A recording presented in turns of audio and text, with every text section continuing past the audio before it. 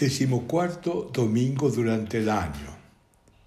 Jesús es rechazado en Nazaret, por lo cual nadie es profeta en su tierra. El texto es de Marcos, capítulo 6, versículos del 1 al 6. Dice así nuestro texto. Jesús se dirigió a su pueblo seguido de sus discípulos. Cuando llegó el sábado, comenzó a enseñar en la sinagoga y la multitud que lo escuchaba estaba asombrada y decía: ¿de dónde saca todo esto? ¿Qué sabiduría es esa que le ha sido dada y esos grandes milagros que realiza por sus manos?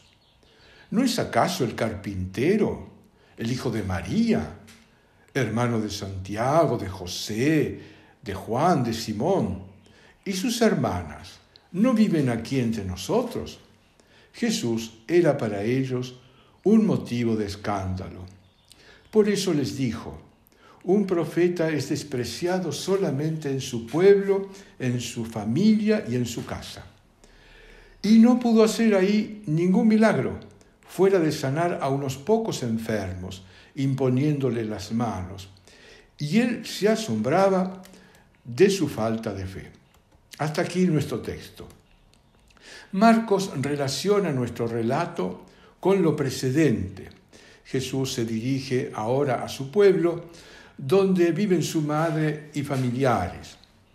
La alusión de que va acompañado de los discípulos nos indica que no se trata de una visita privada a su familia, sino más bien de un ejercicio de su ministerio.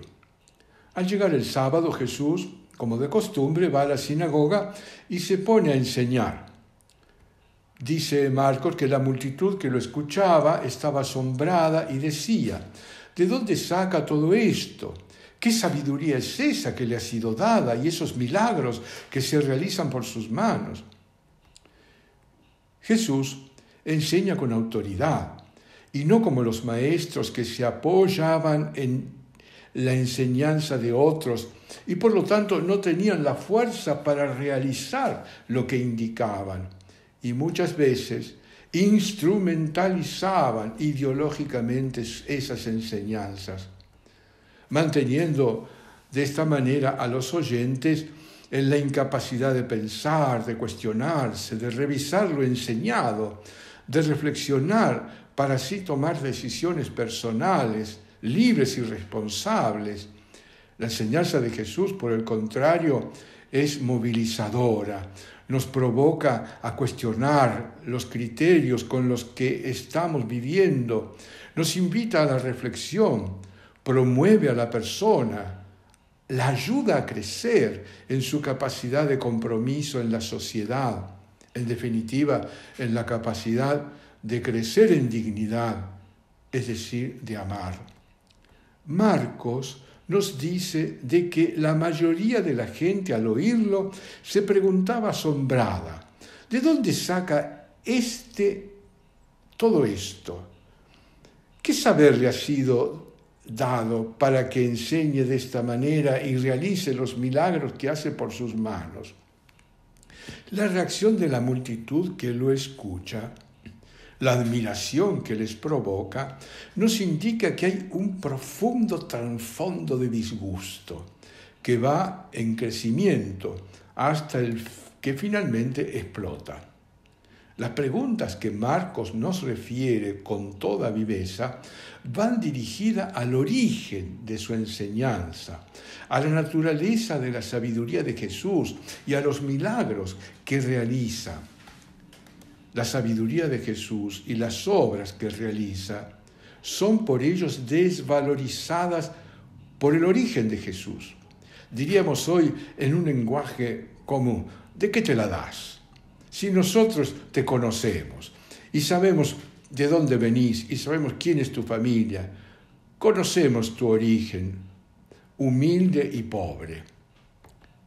El tono va subiendo hasta que en este versículo las preguntas se hacen despectivas, pero que no representan la actitud de la mayoría. Preguntas que culminan y que Jesús era para ellos un motivo de escándalo. Es imposible que alguien de condición humilde tenga tal sabiduría y actitudes. No es nada más que un carpintero.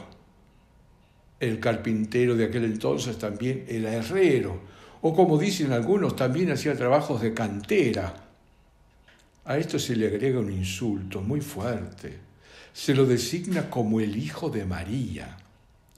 Tengamos en cuenta que no era costumbre judía llamar a la persona hijo de su madre, aunque su padre hubiera muerto. Siempre se nombraba la referencia al padre, a no ser que, como en este caso, es un insulto. Se lo designa como el carpintero, los que también ejercían, como les dije, el oficio de herrero y probablemente también el de cantero.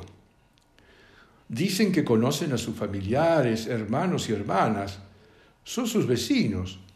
Todo esto era motivo de que se escandalizaran de él, que experimentaran un profundo rechazo, una repugnancia, un desprecio. Fíjense el término que usa. ¿Quién es este? Jesús les dice un viejo proverbio que era muy conocido por todos. Solo en su tierra, entre sus parientes y en su casa desprecian a un profeta.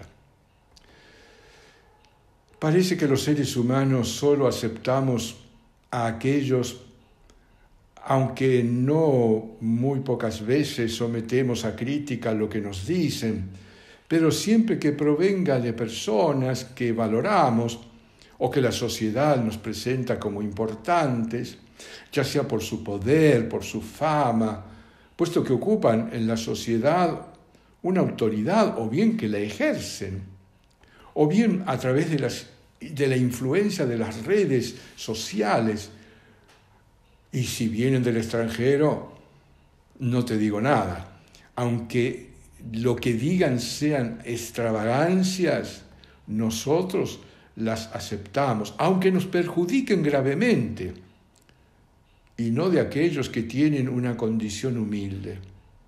Sobre esto siempre sospechamos. Tenemos la costumbre de etiquetar a las personas por su origen, por su condición social, por su lugar de origen, por sus opciones. Nadie es profeta. Jesús siempre aceptó implícitamente el título de profeta. De ahí que en nuestro relato se designe a sí mismo como profeta. Nadie es profeta.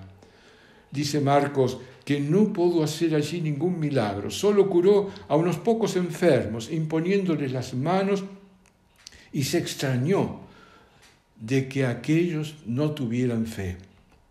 Estamos ante un pasaje de los más atrevidos de todos los evangelios, porque nos dice que Jesús no pudo hacer nada. El asombro de Jesús ante la incredulidad de la gente nos lo presenta en toda su realidad profundamente humana y realista. Jesús sabe que todos los seres humanos poseemos la capacidad de responder desde la fe, la confianza. No es una construcción, la confianza cultural, sino una realidad de la que disponemos todos los seres humanos, aunque muchas veces no haya sido suficientemente desarrollada o haya sido lastimada, perjudicada, lo que dificulta, por lo tanto, el poder estar abiertos para recibir en sí el don sobrenatural de la fe. Como nos enseña Santo Tomás, la gracia supone la naturaleza. Esta debe, por tanto, estar dispuesta para recibir el don sobrenatural de la fe. En nuestro caso, lo que Jesús detecta es el grado de deshumanización de estas personas, que no solamente excluyen, juzgan con criterios despectivos, insultantes, etiquetan, sino que han llegado a perder la capacidad de confiar. Todos debemos decidir libremente si queremos creer o no. La fe no se nos impone, sino que es la respuesta libre, responsable, que confía y se adhiere a la persona y al mensaje de Jesús. Por el contrario, Marcos nos relata que la respuesta de estas personas fue la del rechazo. Jesús nos ofrece la salvación de parte de Dios, pero vos y yo, todos nosotros, somos libres de aceptarla o de rechazarla. Podemos resistirnos para recibir la salvación ofrecida, cerrarnos a ella, dudar, no confiar, no apoyarnos en la palabra de Jesús y de esta manera decidir que la oferta que se nos hace de poder llegar a ser plenamente humanos, libres, felices, de ahora y para siempre, cerrarnos a la vida en plenitud, para que podamos dar respuesta a la oferta salvífica que nos trae Jesús, es necesario que Dios intervenga en nosotros. Ninguno de nosotros sabemos cómo actúa Dios en el corazón de cada persona.